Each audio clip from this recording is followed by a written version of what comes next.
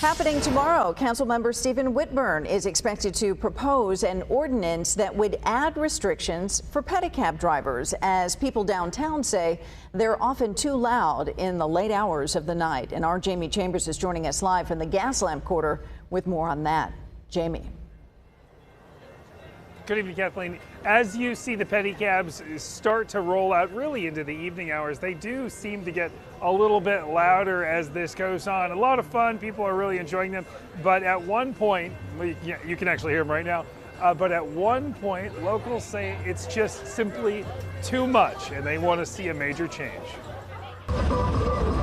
A wonderful beginning or end to an evening or a nuisance that simply will not stop. Pedicabs downtown are impossible to miss. We're getting complaints from residents who live downtown. We're getting complaints from businesses.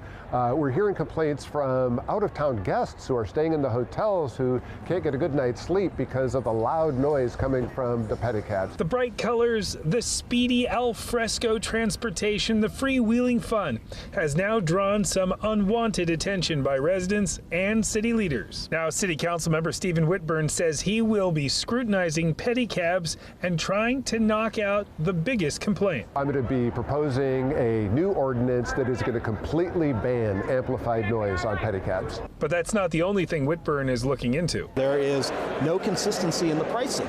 So we have a number of folks that will come to us and say, I just got gouged by the pedicab. So this is a problem, and we're very thankful for Council Member Whitburn to address this, because if it goes on further, it will continue to be a problem and will hurt San Diego's reputation. We reached out to several pedicab drivers to speak with us. Off camera, they told us they do show their rates in the cabs and are regulated, but declined an interview. Then we spoke to two women who took a ride for $20 last night and then were shocked on their second ride.